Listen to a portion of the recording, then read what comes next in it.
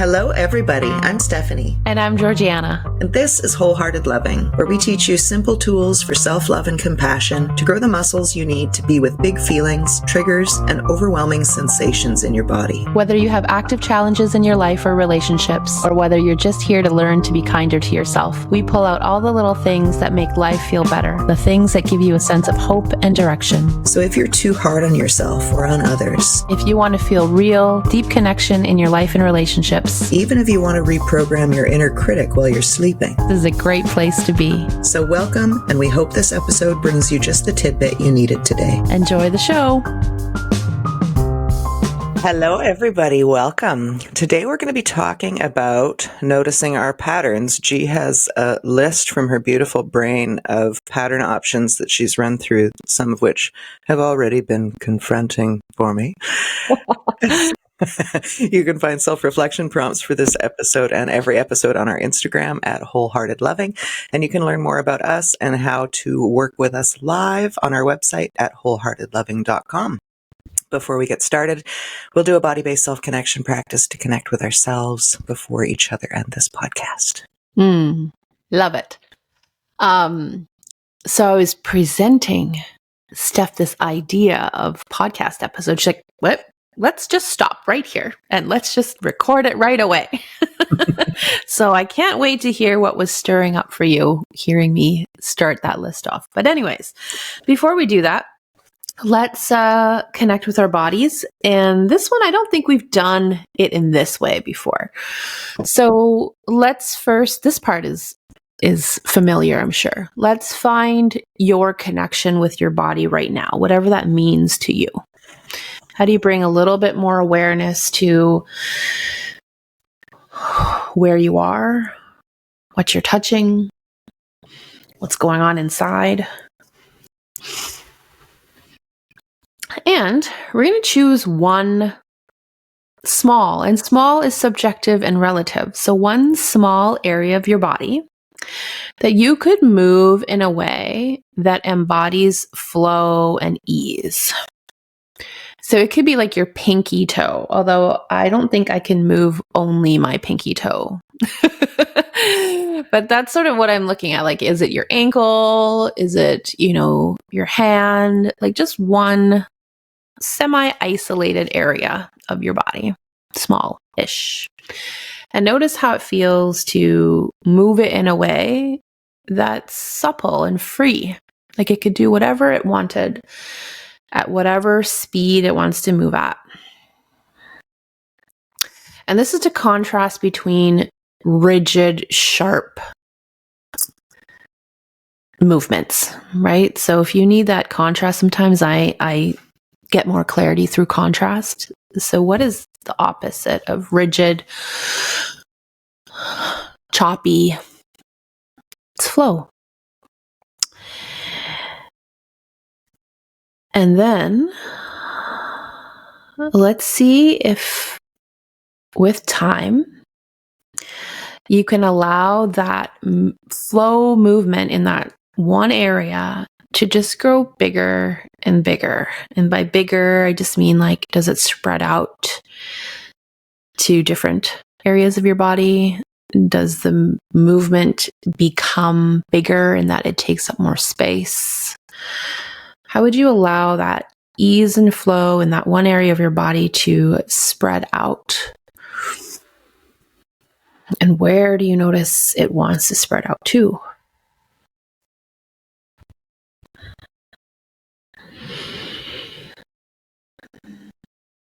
And maybe hanging there for a little bit, seeing if there's some part of it that's enjoyable. And then as you keep discovering, see if you want to spread it out some more. Or maybe your body gives you signs of, no, like this is just right. I don't want to spread it out anymore. I don't want to make it any bigger. How does your body let you know that?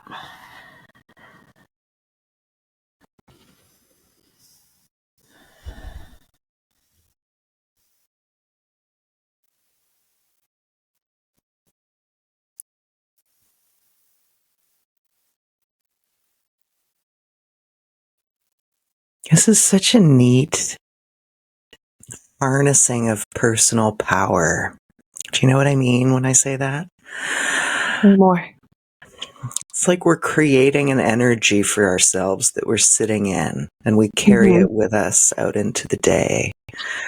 This is making me think of the difference between like Tai Chi and Judo, choppy or flowy, and how embodying that, even thinking about it for a minute, changes your energy and changes what you're carrying with you. Yeah, I like that. I like that notion of being able to create a certain energy within my body and like around me in my space. And I like that I can choose to let it spread or grow it bigger, or I could choose not to. And I have that choice, and that it's a reminder that there's nothing wrong with like choppy judo-like movements. It's just knowing, hey, where do I tend to hang out?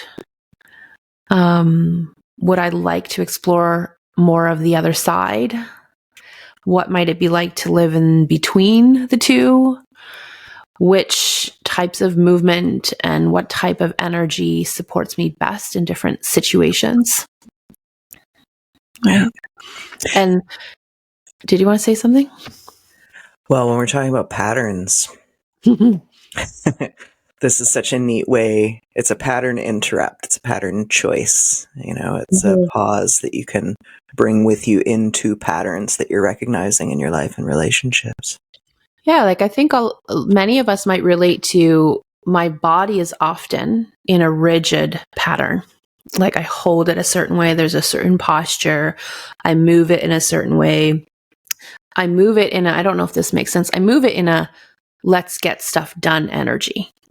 That's a totally fine energy and a helpful and important energy, but different than let's move it in a flow and easeful energy, right? Especially for those people who have not yet spent time seeing how you can marry the two. Like, how can I be in like get things done energy that has some flavor of flow and ease, right? Which I didn't know that they could be combined before. They're two separate worlds, right? So I've been practicing bringing the two together. And some of us might be in more like frantic energy. I definitely know what it feels like to be frantic energy and move in a way where my body reflects that. Right. And what I noticed doing this is started small and then noticed that it gradually, like, I had capacity and desire to let it grow. And it reminds me that sometimes in order to do the big thing, it's helpful just to start with small and start with anything and not push it and force it and make small have to turn into something, but just see, like, if I start small and I allow that to be good just as it is, does it naturally want to transform into something bigger? Yeah. Mm-hmm. Yeah. Very valuable and practical. Mm-hmm. Yeah. So the idea for this episode came from just noticing my own patterns that I have seen myself in and felt very stuck in over the years. And it was a little like, sweet Gigi, that was once you. Like, all these things were once you, and they're totally okay. So we're gonna offer you, like, this is super random list of patterns you can notice within yourself. I don't know if we're really going to spend too much time on each one. Really, for me personally, I just want to present them to you and have you notice how it feels to hear me say each one. What happens in your body as you hear me say them? What happens in your mind? Do you make it mean something about yourself? Are you gentle with yourself and your thoughts? Are you hard on yourself and your thoughts? Do you get pulled immediately to old stories about when this happened and when that happened and really get sucked into those old memories? Do you notice the impact on your life and on your body, living and reliving those old patterns? And is there any part of you open or ready to either shift or even consider what it might feel like to shift some of these patterns, to explore something that's a little bit more on the other side? Right. So how does that sound, Steph? That sounds exciting. I would also love to normalize for people whatever their patterns are. I'm reminded of a time in women's group years ago where I think it was if you identify with whatever trait they say out loud, step into the circle. And one of the questions, which to me seemed like super basic, everybody would know this, I was wrong, spoiler alert, step into the circle if you experience anxiety. And everybody stepped into the circle. And I remember this was so impactful for one woman who didn't know that other people experienced anxiety and thought she was just broken. So I really want people to see how normal. Yeah. And this is a great reminder that when we're noticing patterns, it isn't to judge and shame ourselves. It isn't to compare our progress, or if you want to call it lack of progress, to anything or to anyone else. It's really an act of, will I allow myself to see myself a bit more clearly and with compassion?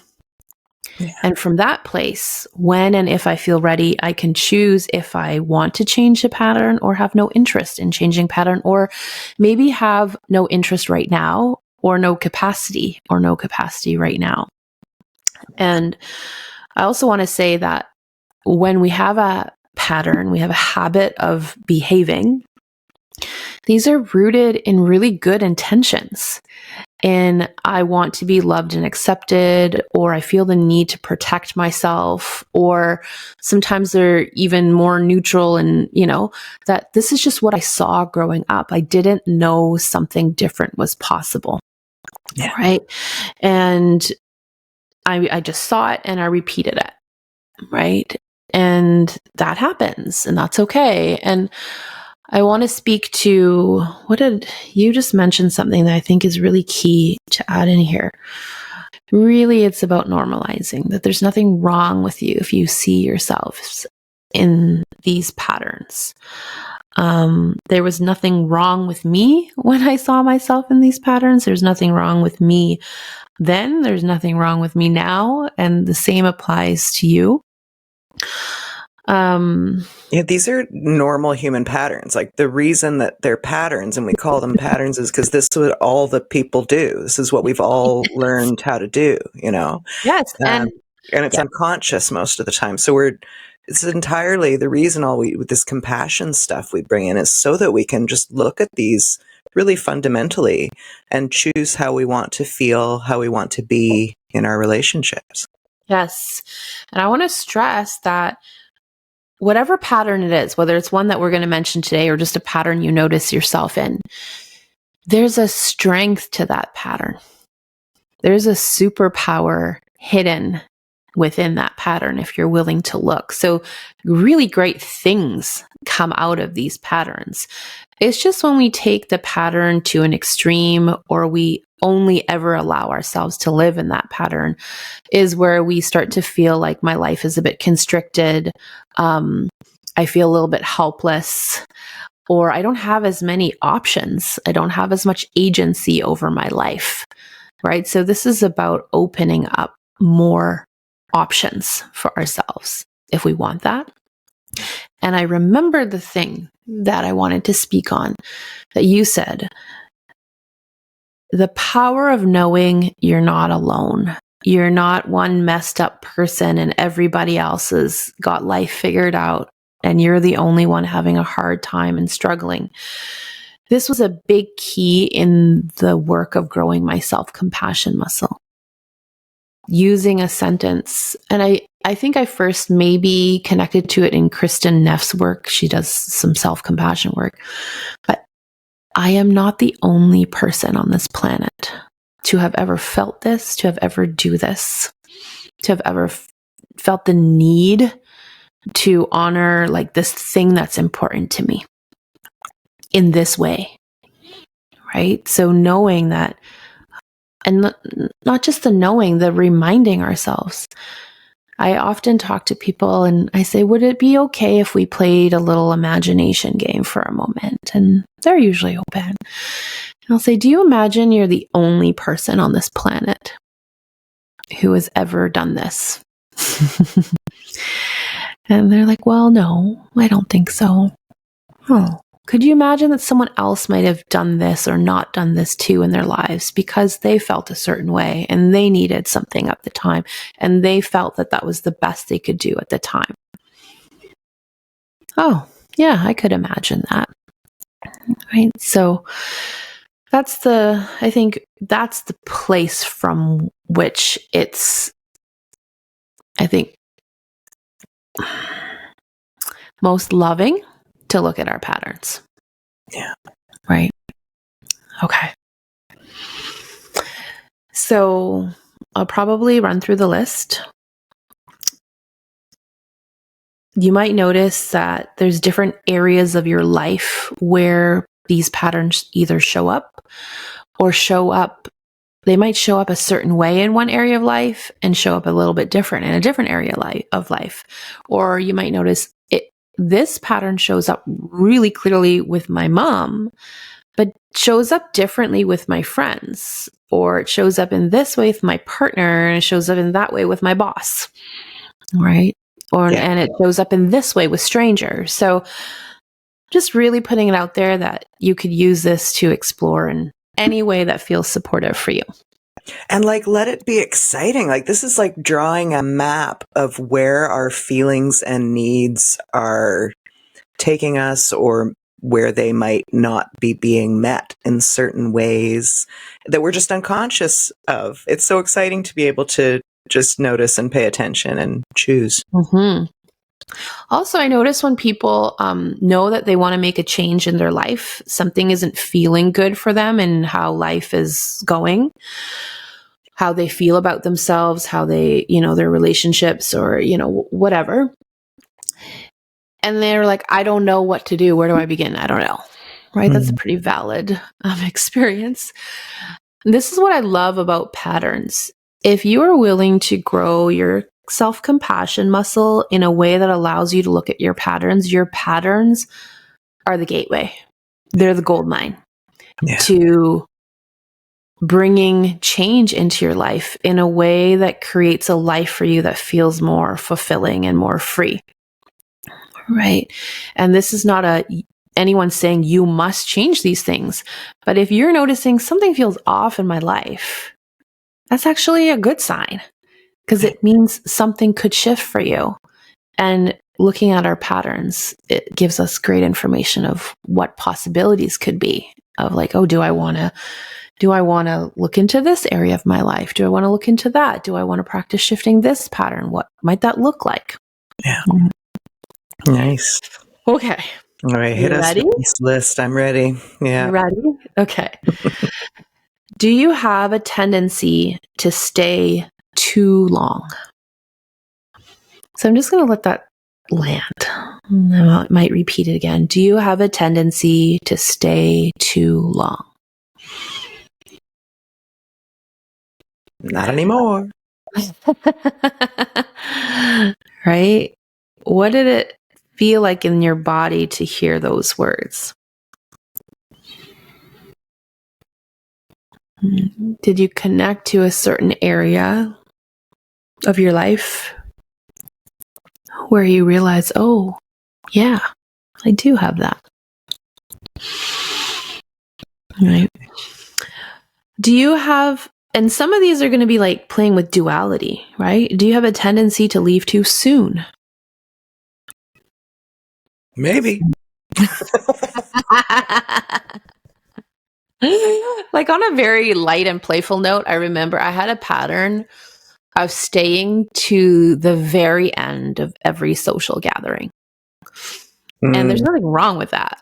But I remember partners and friends being like, come on, let's go. I'm tired or whatever. And I'm like, oh no. And I would go to the point where I would disregard people, be like, well, I want to stay, so we're staying. So that was an interesting pattern to notice. And for me, it was the strong fear of missing out. Yeah. And I think it came from at that time in my life, and that was like many decades. I saw it happening in high school and into adulthood.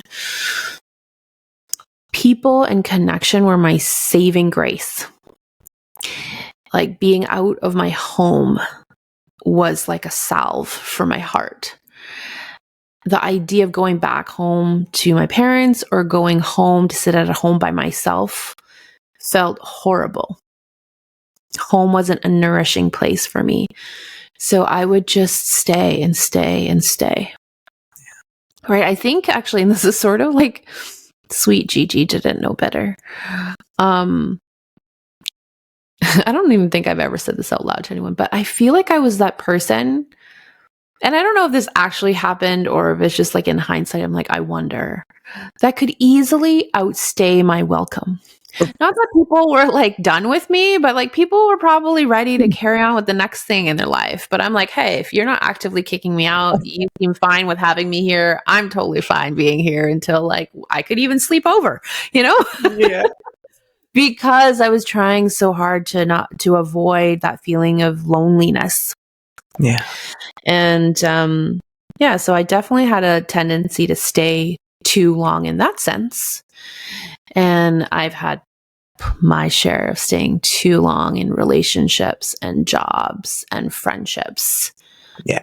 Right. For all similar reasons. Yeah. I identify with that a lot as well. And looking for external signs that time is up, not trusting my own timeline.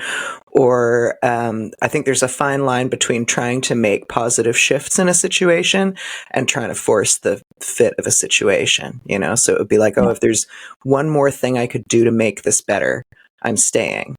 And you got to get to a long list, the end of a long list before you finally go. Right. And then probably swung in the other direction, right? I used to stay too long. So now I am dismissing everyone and everything that doesn't feel like a perfect fit immediately. And, it's a journey. Yeah. So do you mean there was a phase in your life where you stayed too long? And then when you noticed that, it swung over to like, get me the F out of here. I'm out.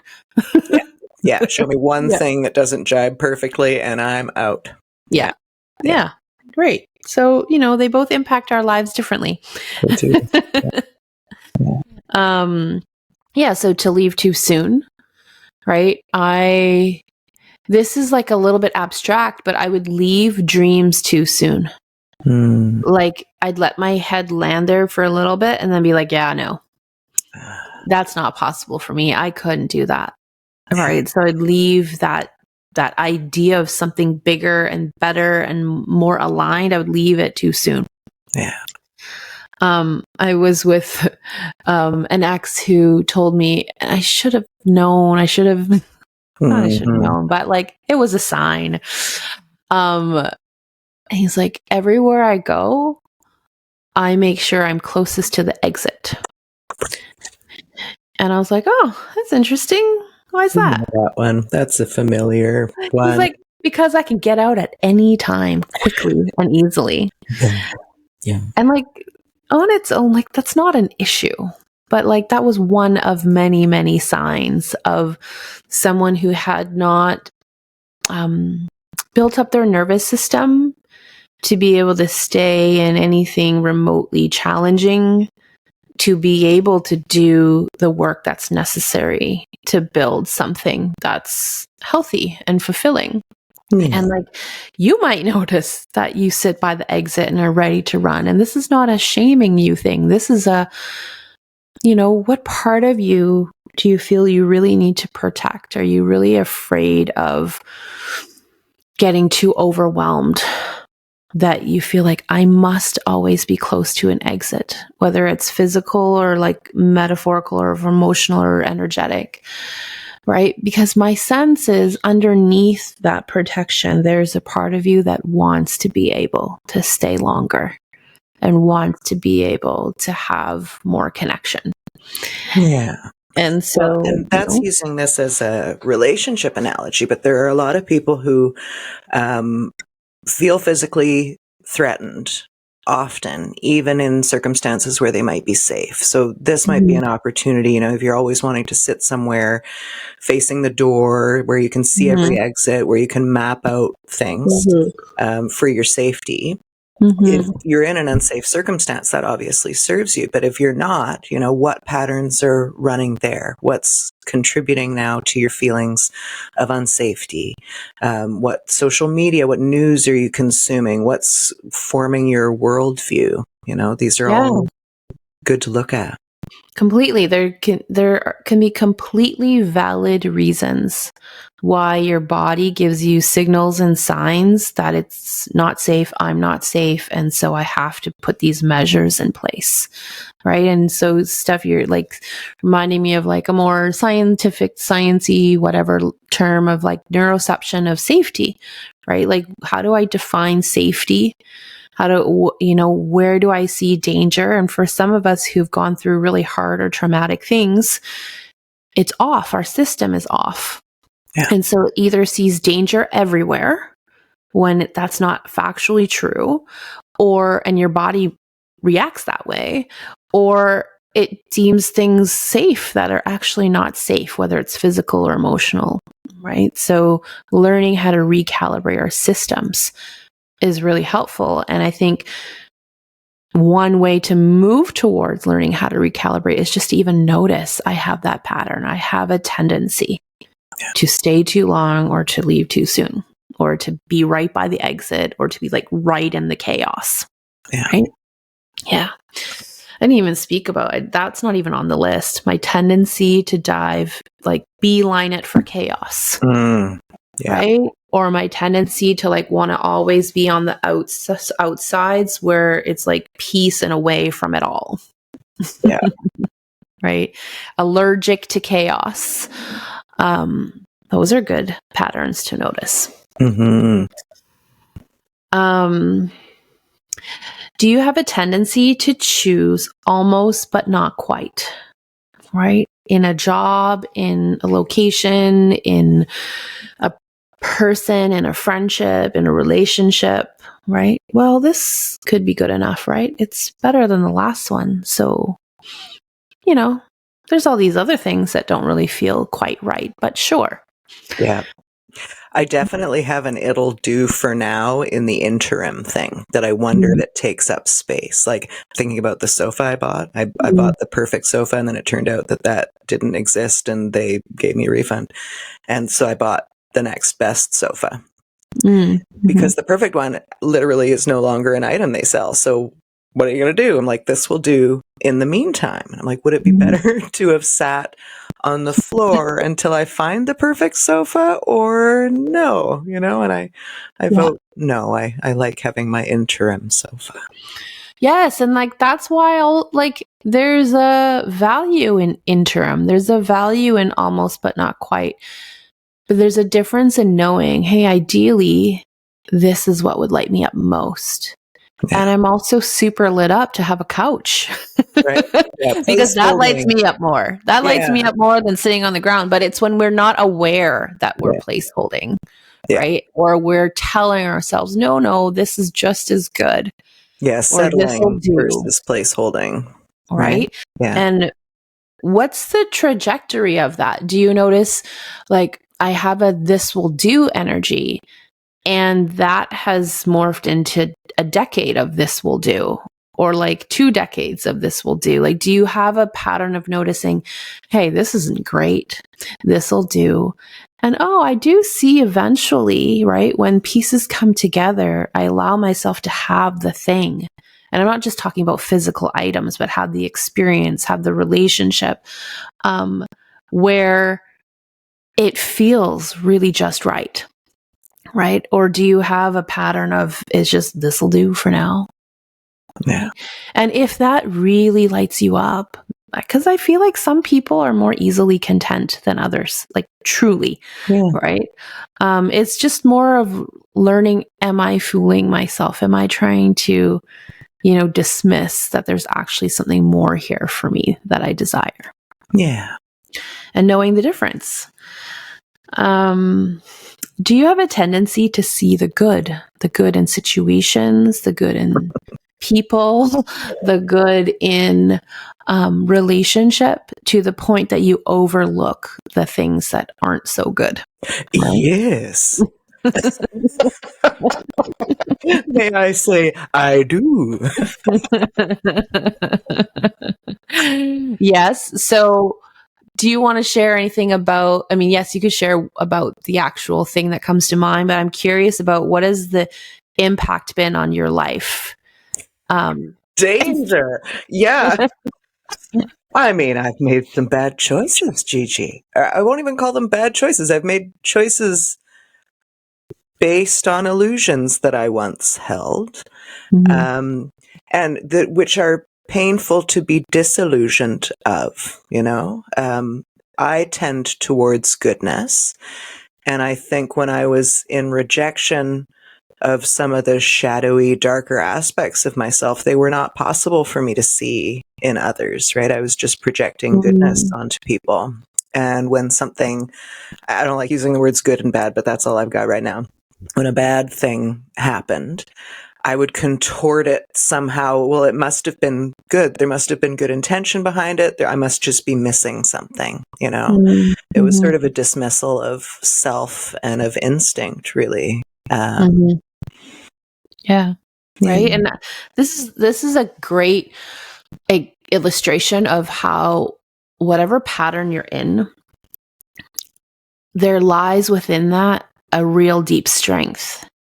It is a real strength. Not everybody has that ability honed to see the good in things, right? To see the best in people, to find the best out of a horrible circumstance, right? And that is very life-giving in certain ways. And it's very supportive and helpful for our lives in certain ways, in certain situations, to a certain degree, in certain dynamics. But if we were to take that everywhere we go with everybody at 100%, we would get ourselves into really unsafe situations. Yeah. Right. So that's what we're talking about, is to be able to see the good in a particular pattern, and also see, like, would it serve me to also develop some of the opposite, right? The ability to also see what's not so great about something or a situation or somebody. Yeah. Yeah. Do you have a tendency to see all the ways it wouldn't work? All the ways something would not work? Sure Whether do, Gigi. it's a project, or I feel like this is a game show and you can say, yep, sure do. I'm in. Right? Whether it's a relationship, a dynamic, a project, a task, whatever. Like, where are we naturally, I really don't like that word. Where are you conditioned? Where's your mindset and body conditioned to go? Yeah. Right. Yes, there's some natural elements too. I think temperament, right? We're all wired a bit differently, but I don't like to brush everything under naturally. I think sometimes what we think is natural is very conditioned. Totally. So, do you have a tendency to see all the ways something wouldn't work? Talk about a self-protection mechanism. Man, I'm so good at that. This makes me think of beginner's luck too, where how many things have I begun that if I'd known everything, I would never have begun them? So, like, me introducing all of my expertise about how all of this stuff might not work is not really helpful unless we're just talking about protecting me from potential disappointment. Yeah, this is really key, is to notice, hey, if you do have a pattern of seeing all the ways something wouldn't work, I'd be curious about, what is my relationship with disappointment? Right? What have I witnessed in my family of origin or in the time since I've left? What is it? What do I notice when I'm around people who tend to be, I can see all the ways in which this could work. Right? Right. And that's the other pattern. Do you notice you have a tendency to see all the ways it could work? And noticing to which point that really serves you in your life, and at which point does that actually take me further and further away from what's true for me and what serves me, right? So I wrote down here, do you have a tendency to see all the ways it could work? And in brackets, believing you can change people. Oh, I did so much of that. I will drag you to this race and across the finish line. I thought I was like almighty and powerful. Oh, you have not met anyone like me before because I could make you, right, feel differently about this situation and want to be 2 feet in and all the rest, right? And also holding the belief that if I try harder, if I be nicer, if I tuck away my needs some more and become super needless, maybe it could work, right? Yeah, and then the great part of that in me is I'm pretty persistent. I'm persistent and I'm focused. And like if I take persistence and focus, those are excellent traits, excellent skills to bring into various areas of my life and have helped me create a lot of wonderful things that are really in alignment for what I value. And it's kept me staying way too long in a lot of places also. Yeah. Right. Totally. Yeah. Do you have a tendency? Oh. I feel this one. Do you have a tendency to try to convince someone that something or you are worth it? Right. And I have this sinking feeling because this soft, sweet, sinking feeling because there's part of me very loving towards myself. I have said this, if I look back at my relationships, to every single person in some form or another in intimate partnership, except my current one. And it has a flavor of what we have is so special.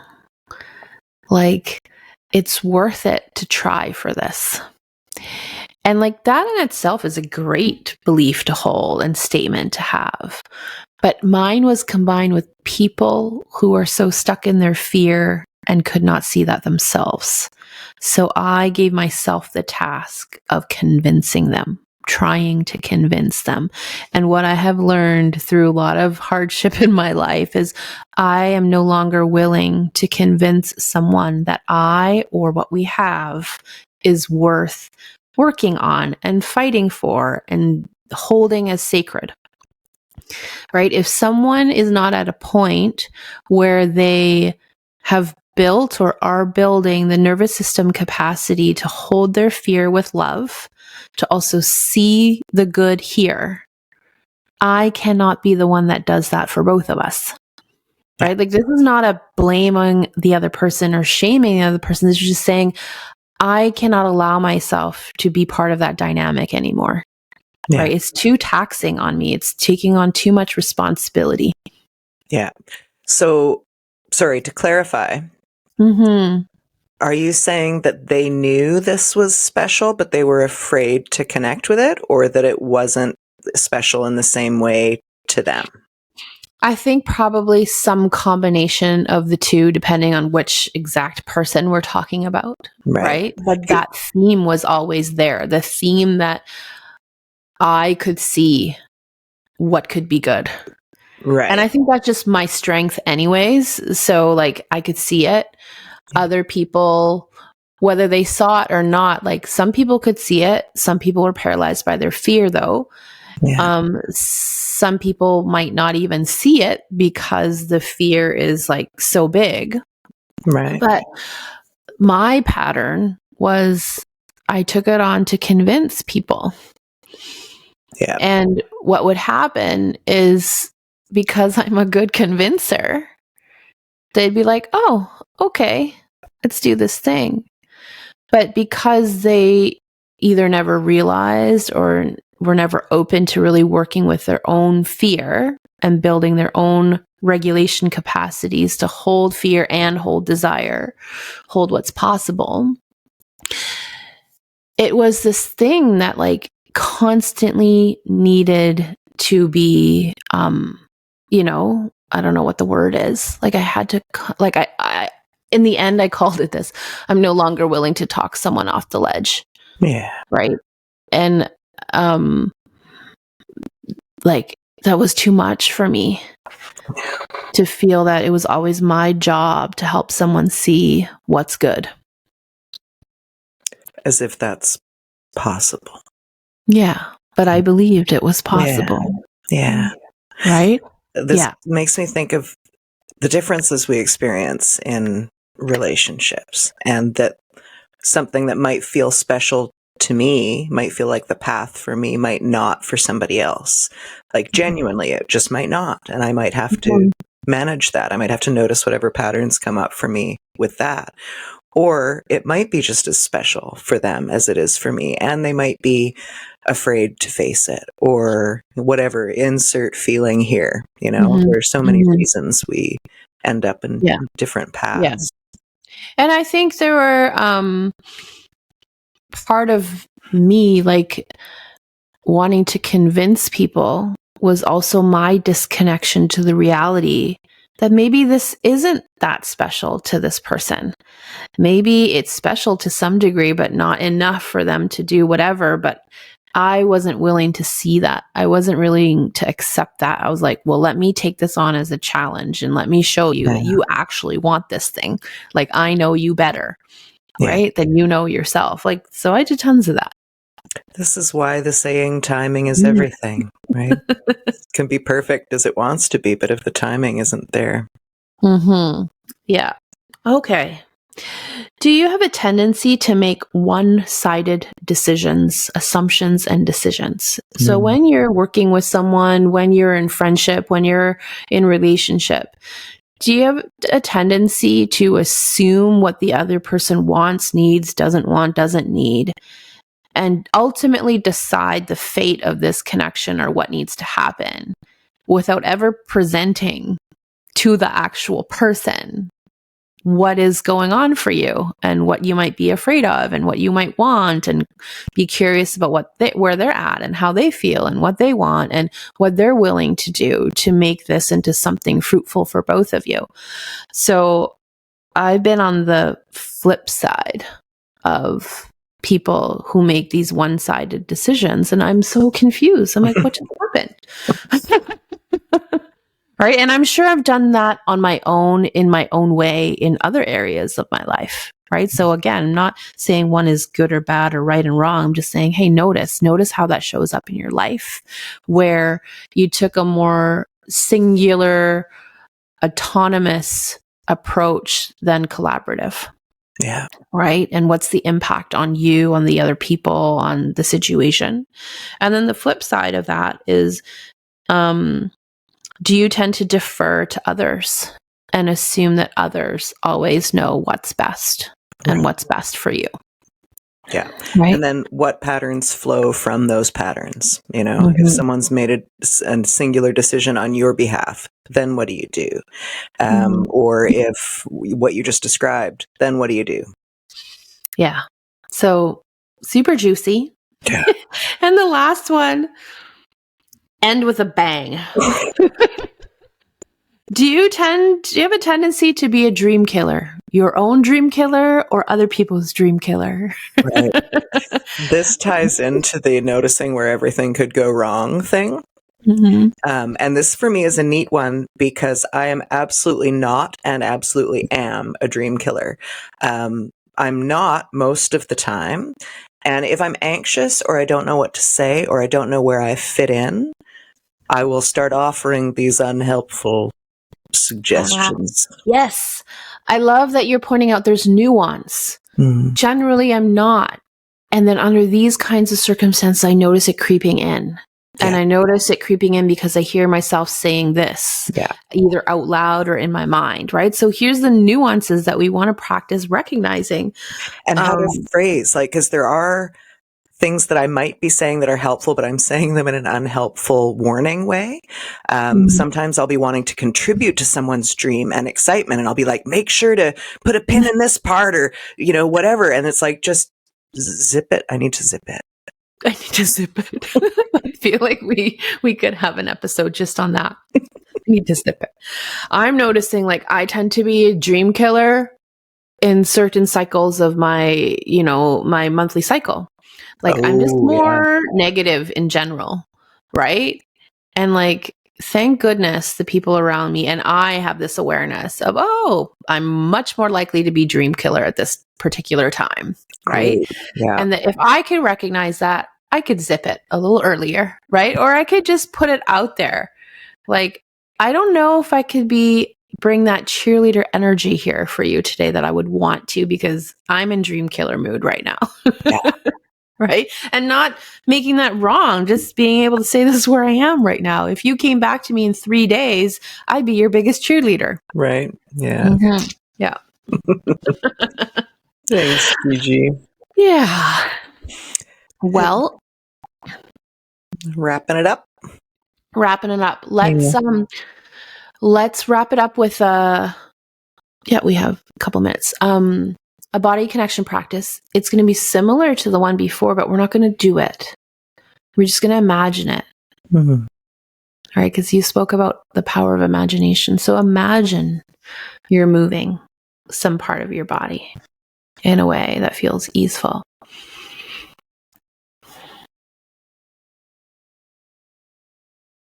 And notice whether there's any part of you that wants to spread that out some more, make it bigger, take up more space.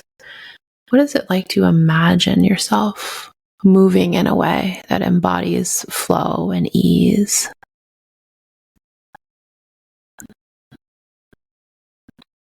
And what do you track happening on your face and your breath and your body, even in your posture as you're imagining that? I became a swan. Oh, that was nice. I was dancing on a beach. I was not a swan. Alrighty. Thanks, Gigi. Mm-hmm. Yeah, we got to wrap it up quick today. So here we go. Thank you guys for being with us this week. I hope it was helpful. Please do like, follow, and subscribe. And if anything we've said here today has been helpful for you, please share it with somebody that you care about. We'll see you next time.